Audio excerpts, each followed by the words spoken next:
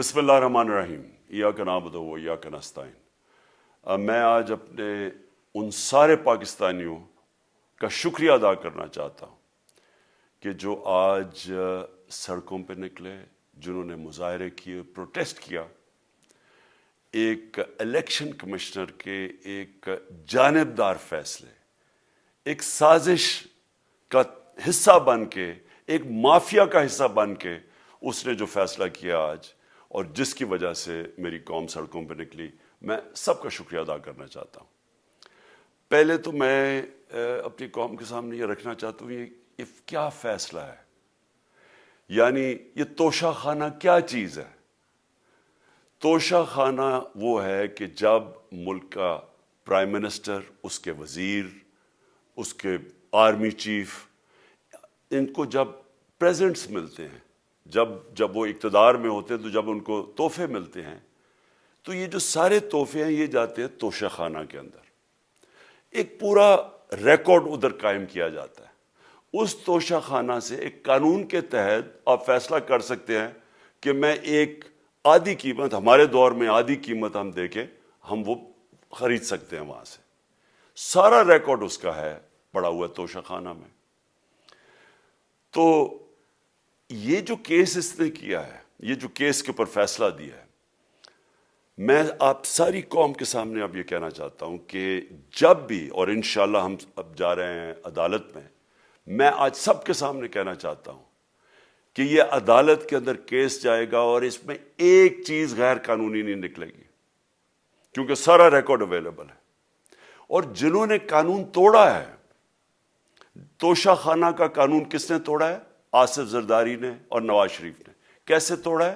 انہوں نے 4 مہنگی گاڑیاں اس توشہ خانہ سے نکالی ہیں۔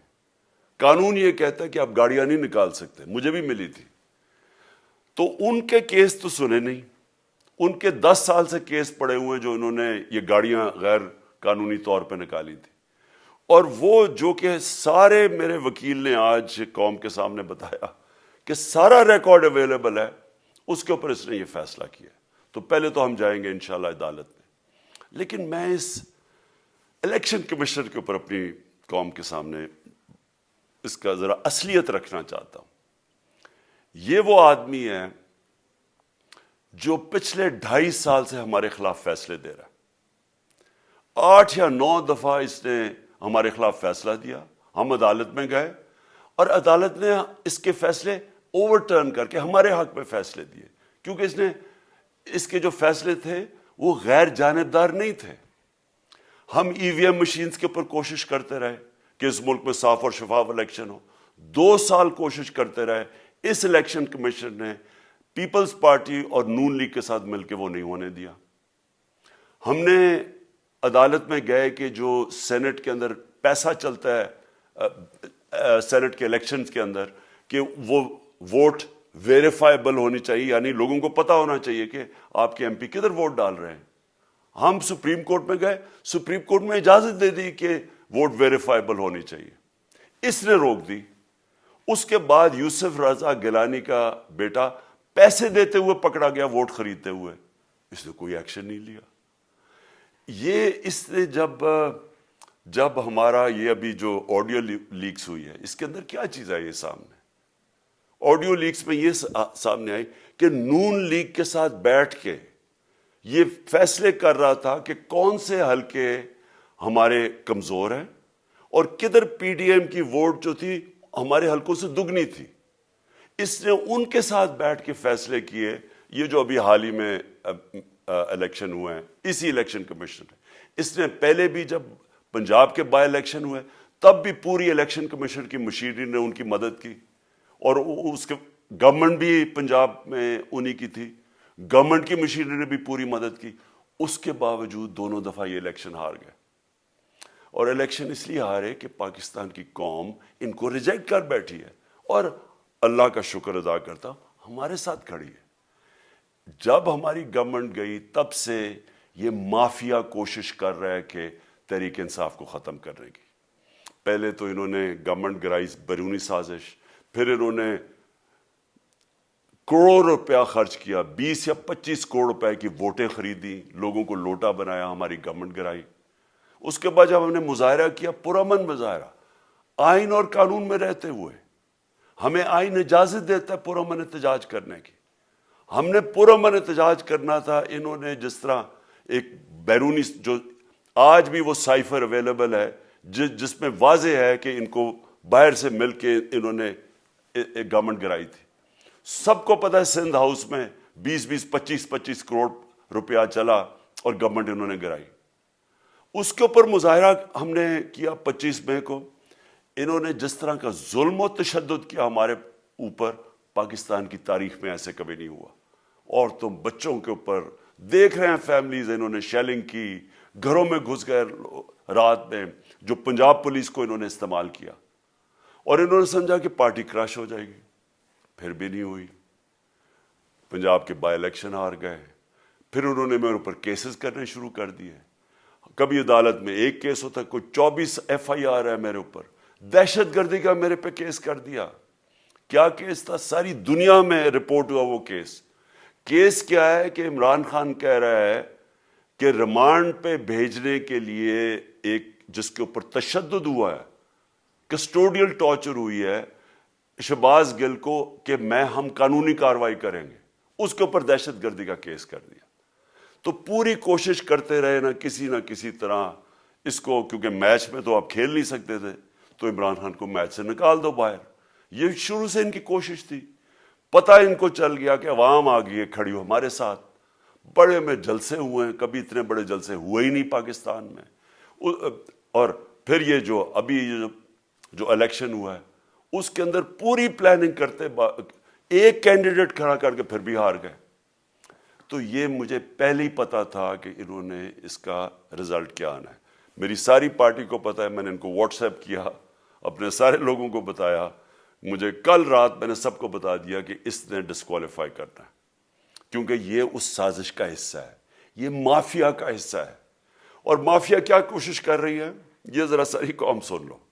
جو پاکستان کی سب سے بڑی پارٹی ہے، جو فیڈرل پارٹی ہے، باقی پارٹیز تو اب صوبائی پارٹیز رہ گئی ہیں، چھوٹی سکڑ کے ہو گئی ہیں فیملی پارٹیز، جو سارے ملک کے اندر ایک فیڈرل پارٹی ہے، اس کو ختم کرنے کی کوشش کر رہے ہیں۔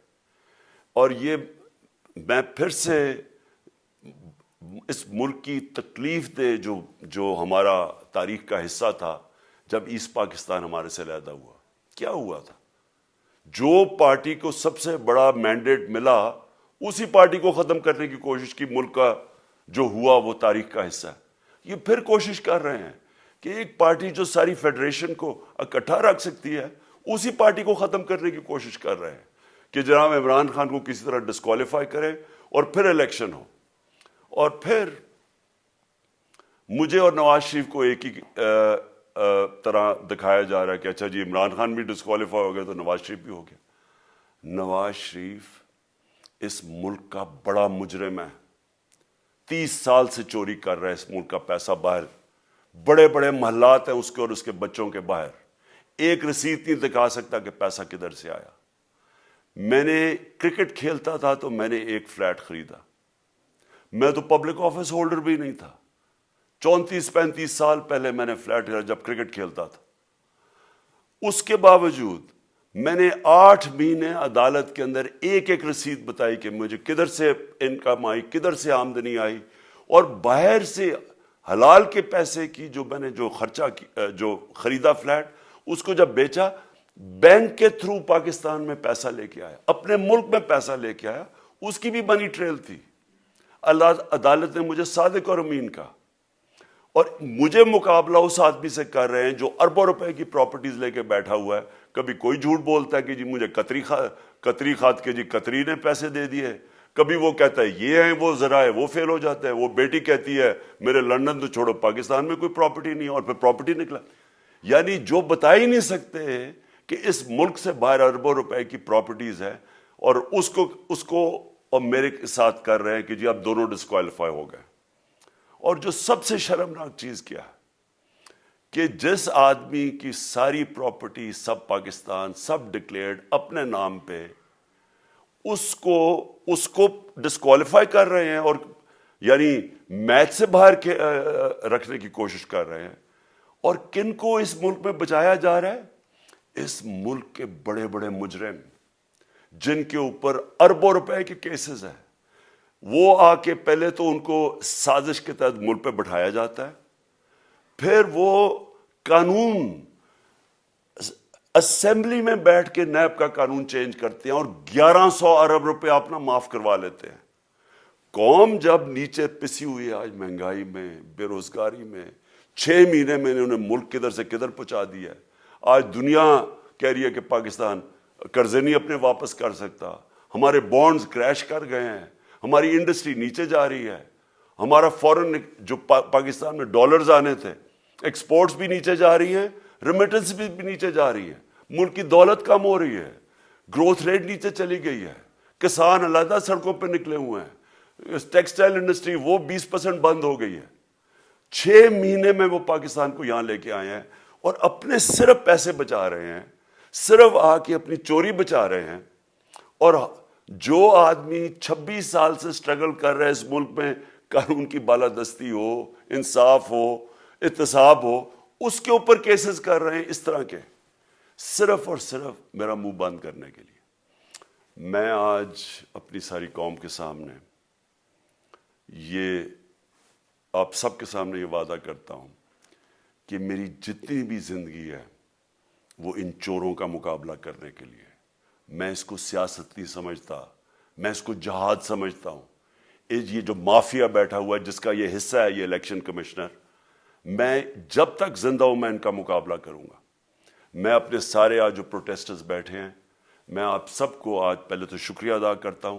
اب میں کہتا ہوں کہ اب آپ پروٹیسٹ ختم کر دیں، آج آپ پروٹیسٹ اب ختم کر دیں، کیونکہ لوگ اس وقت مشکل میں ہیں اور میں نہیں چاہتا کہ میری قوم مشکل میں ہو۔